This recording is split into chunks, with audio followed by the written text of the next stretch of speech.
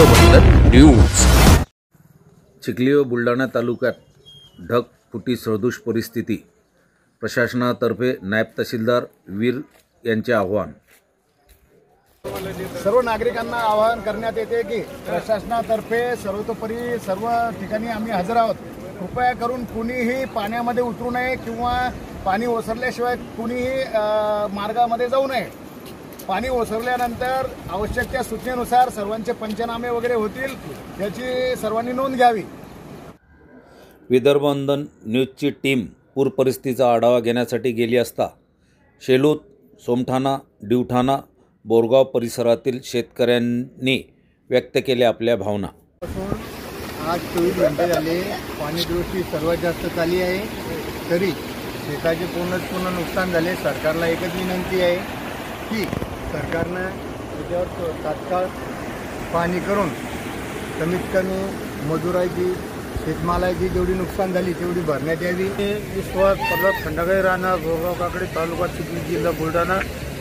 2 दिवसापासून या चिखली मतदारसंघामध्ये मुसळधार पाऊस एवढा जोरात चालू आहे। 18-20 वर्षापासून एवढी परिस्थिती या भागामध्ये झालेली नाही।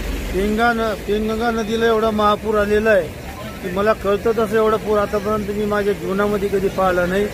या महापुरामुळं हजारो हेक्टर शेतीची जी जमीन आहे त्या पेनगंगा नदीच्या काठामध्ये एवढे आतूनच शेतकऱ्याचे हाल झालेले की आतापर्यंत हे एवढे कधी झालेले नाही। जो पाणी आता सध्या स्थितीमध्ये शेलूतच्या नंतर सोमठाणा, दिवठाणा, बोरगाव वसू असेल, पुढपेठ असेल, त्यानंतर धानमोड, मानमोड आहे, वरखेड आहे, असं सरळ जोडत गावं।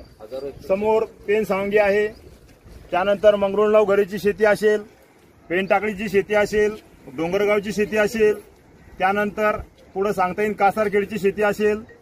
हजारो एकर शेती पाण्याखाली गेलेली आहे। तरी शासनाने या गोष्टीची दखल घ्यावी आणि लवकरात लवकर शेतकऱ्यांना मदत करण्याची कृपा करावी।